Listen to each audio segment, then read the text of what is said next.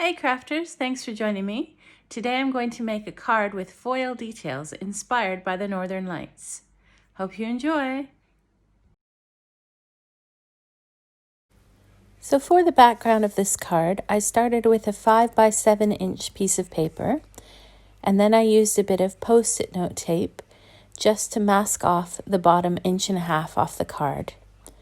And then I started adding my Northern Lights. The first color I used was the Twisted Citron in Distress Ink. This is a nice vibrant green, and I always think of green when I think of the Northern Lights. And then once I put that on, I added some Peacock Feathers, and I just added this beside the Twisted Citron. I didn't worry too much about blending the colors together. I just put them side by side at this point. Once I'd finished with the Peacock Feathers, I moved on to my next color, which is the Wilted Violet, and I added this beside the Peacock Feathers. Again, I didn't worry too much about blending. I just put the colors on. And then for the sky, I used some chipped Sapphire, which is a beautiful dark blue. And I blended this along the bottom panel, above the post-it note tape, and then around the Twisted Citron, Peacock Feathers, and Wilted Violet. One of the great things about making a card with the Northern Lights is you can be as creative as you want with the color combination. You can always match it to the critters on your card or the recipient. Personally, I love bright rainbow colors. So once I finished adding the chipped Sapphire around the other Distress Inks, I went back in with my finger dauber, and using the chipped Sapphire, I just went on top of each of the other distress colors to help blend them out. And I'm following the diagonal line of the Twisted Citron, Peacock Feathers, and Wilted Violet. And this helps to make it look more like a moving light. And it also helps to blend the colors together beautifully. Then once I'm happy with that, I switched back to my Distress Ink blender tool and added a bit more chipped Sapphire along the bottom there until I have a beautiful Northern Lights sky. Now while I've got my inks out, I'm going to use a bit of 5 by 7 inch paper and blend some Wilted Violet around the outside. And I'm going to use this as a mat on my card. So if you prefer, you could always use a bit of colored paper. But I didn't have any colored paper that was quite this vibrant, so I prefer to use my Distress Inks. Next, I'm going to line up my Lawn Fawn stencil, Starry Night, on top of my background panel. And using some Deco foil transfer gel and a spreader, I'm just going to spread this thinly on top of my panel. I didn't worry too much about the left and right side where the stencil doesn't cover, because I'm going to trim this off at the end. And then once that's spread on, I'm just going to put the extra back in the jar and then carefully remove the stencil and set this aside to dry.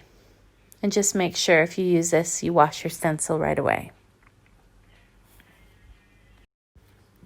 Now when the transfer gel is completely dry, it goes clear. And I'm just going to remove that post-it note tape and put a bit of the rainbow shattered glass foil on top. And I'm just lining it up so that it covers the stenciled area.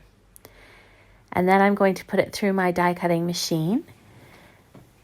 Now you'll notice that there's a little bit of the Deco foil that's outside of the stenciled area, and this caught on my cutting plates. So you'll see it looks a little bit torn on the side there, but that's okay. I'm going to trim off the panel.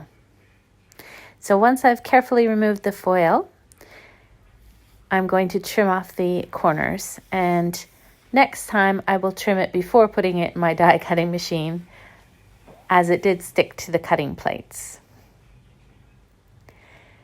So I'm going to trim this so that it's 4 1/4 inches wide. And then I'm going to take a bit of sparkly white paper, and I have this snow-shaped die. Now I know Lawn Fawn has one that's a similar shape, but this one is actually from Creative Dies from Craft Stash. And I'm just going to adhere the stitched part on top. So I'm taking the plain part that was cut off and put it in the background. And then I'll put the stitched area on some foam squares in the foreground. And I'm just going to adjust it slightly so that it's not the same shape as the background. And then I'll trim off the excess on the bottom of my card. And there's our finished background, just gorgeous. So now I'm going to take some Memento Tuxedo Black ink and stamp some images from the Lawn Fawn Upon a Star set.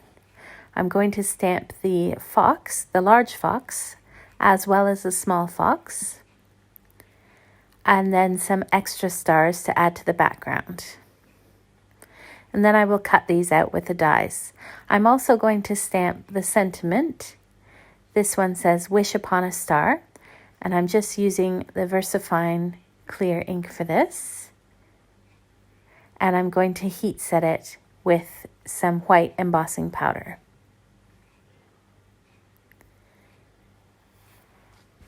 So this stamp set is actually my first stamp set that I ever got from Lawn Fawn, and I was challenging myself to use some of my older supplies and combine it with some of my newer learnt techniques today.